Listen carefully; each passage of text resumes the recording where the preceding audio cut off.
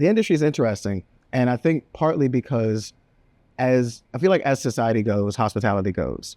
And I think as an industry, we've been reluctant to move away from customers. And I say that in the sense of, I can remember distinct moments throughout my career where we would talk about not wanting to, program things in certain ways because some guests might not like it. And we were programming to people who reasonably the entire rest of the world were leaving behind. And nobody should be made to intentionally be left out, but we shouldn't shy away from opportunities to tap into what is meaningful for the broader community for fear of alienating people who are on the fringes. And I think because we've been so hesitant to do that, at least throughout the time that I've been connected to the industry, it's dramatically slowed down our ability to tap into communities and add meaningful value for the people who are there. I think we're in a moment right now that's unlike anything any of us have ever seen. Mm-hmm. I think the outcomes of corporate entities is more deeply and more directly tied to shifts in values and what's happening in the broader community than I've ever seen. And I can remember, in the 25 years or so that I've been around, I started right after 9/11. I became a GM the year in 2008 when the real estate market fell apart. I was around for ecotourism and the origins of that, hotels becoming Green Seal certified.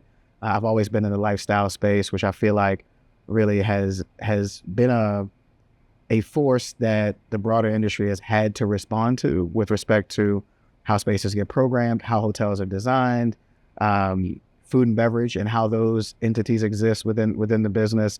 I remember a time, especially in DC, where every hotel was beige and paisley.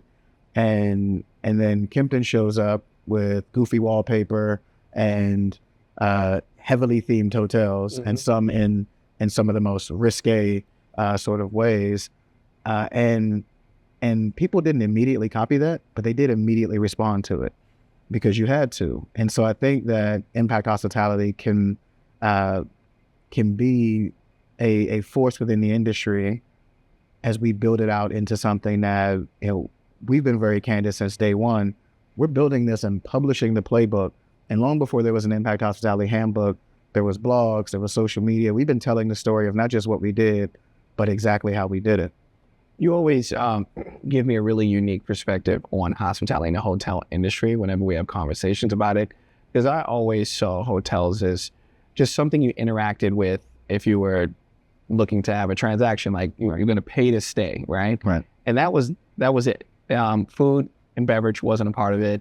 The aesthetics of the space weren't really a big part of the entire hospitality or hotel experience until the boutique hotel was introduced to the conversation.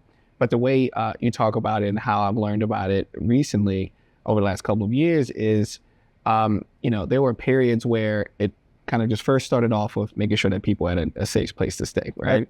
And then they offered some food or beverage. Then they said, okay, well, we have to differentiate ourselves. So then we make this place look a little prettier than the other places so we can, create a different experience for the guest.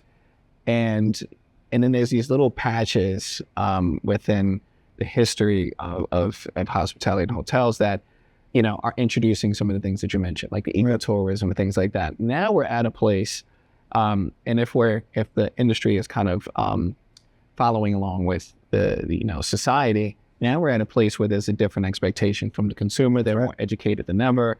Their expectations are higher than they've ever been before. They want more, right? The millennial kind of generation is all about paying for experiences over things. And it feels like the generations after that have joined that conversation as well. And in some cases with Gen Z informing the older generations, right? So do you consider like what we're doing right now, the next iteration, the evolution, the alternative? Like how are you saying that we frame this? Like, what is this looking like? It's a great question. I think it's all of those things for different audiences. We've been talking a lot lately and studying a lot around the impact of having 5 generations in the workplace. I've seen 6, which I think mathematically doesn't work. But I think the idea that now, and the reason why that's complicated isn't people's ages, it's the shifts in their values. And so if what's important to a person from one generation in terms of how they're motivated, how they see recognition, which is still the top of the list for the needs of colleagues. Well, if recognition to you is a pizza party, but recognition to me is a gift card, then from a leadership perspective, from an organizational perspective, from an industry perspective, how do you reconcile that? And so the reason why I feel like this is the next evolution for the industry and why it's so important that we continue to be the storytellers around this is because it's something that can galvanize 5 generations. It's something that 5 generations of people can get behind, the idea that we're going to show up every day to one of these places anyway. We might as well do meaningful work when we get there. Mm-hmm. And so as you talked about, and you've heard me say this a million times, the environment is full right now of the best informed consumers and the best informed colleagues that the world's ever seen. And part of that is that we live in the information age, but also another part of it is that we've been messaged to and marketed to since we exited the womb. Mm-hmm. And that's not been the case for any generation prior to us. So because of that, we're naturally suspicious. Yep. And so we talked before in a previous video about how if you're not authentic, if you're not actually, walking the talk, people will sniff it out right away. You won't get a 5-year run mm-hmm. of being able to monetize a good idea that isn't well intended, that isn't truly coming from a place that's authentic. People will figure that out in 5 minutes. And not only will you not get the benefit, you'll actually get the backlash. And this is how we saw cancel culture become a thing. Mm-hmm. And listen, there's a lot of bad behaviors that need to be canceled out of the culture, but there's also a lot of people who shouldn't be penalized for taking a chance and trying to do good work. Yep. And I think that's also something that I want people as they're engaging with the text to understand that if you're coming from an authentic place, that people will also figure that part out, and they'll reward you with grace. They'll reward you with support, because we heard a lot of people along the way who would say, well, I want to, but I'm not a part of that community, and so I don't know where to begin. And it's like, well, just start with wanting to do good, mm-hmm. and then do the thing that you think will benefit the communities that you want to add value for.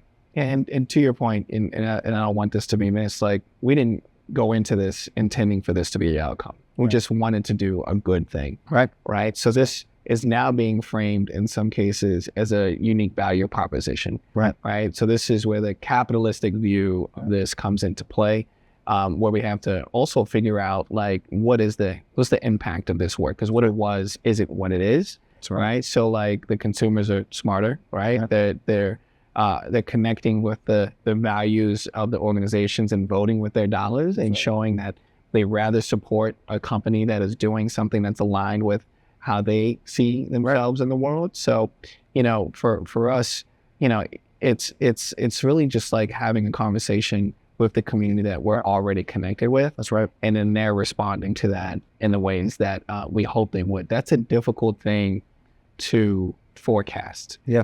You can't do that like you can with other metrics within the business world. But you can see the impact of that after those moves have been done. That's 100% right. You got to take the risk. That's 100% right. And I think it needs time to develop. And I think what we've seen is that on the other side of that, though, on the other side of a meaningful investment in improving conditions of communities that are proximal to the business, recruitment becomes easier, right? Because it's not just customers and consumers who are voting with their dollar. People are voting with their labor. People are voting with their influence. With the emergence of social media as a meaningful commercial pillar for most industries means that now your consumers, they're not just rewarding you financially. They're also rewarding you by amplifying you as a differentiated concept in a crowded space of sameness. And I think hospitality as an industry, for a long time, we were trading on consistency. We were trading on the fact that you could stay in the same brand in every different city, and know that, you know, you can walk around the room blindfolded and know where the desk is and know and find your way to the bathroom. And what people want now, as values have shifted, is something that's different and differentiated. It's a copycat game. And, you know, I've joked for a long time that if you took the logos off the buildings, most people couldn't tell you what hotel they were in. And I think that still holds true. I think the shift in values and the shift in people putting their values to the forefront when they're making decisions. It used to be quality, consistently, speed, you know, all these different elements. Now it's value alignment.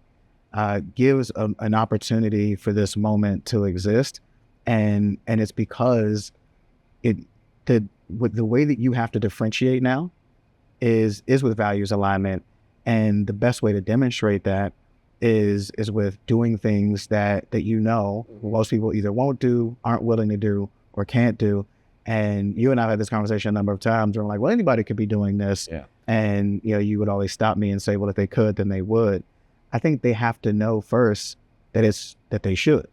Yep, I agree. And in fact, like, this is one of those situations that, like, how people say, you can't unring a bell. Right. Once you've heard it, like in this case, once you've seen it, you can't unsee it. Now you know that you have a different expectation with the companies that you're interacting with, either as a consumer or as somebody who could potentially work for the organization. Right. You've made a couple of points in the past that people aren't just voting with their dollars, they're voting with their time and their energy and their influence. Right. And I think we've seen that over and over, you know, within the years that we were at Revival. Yep.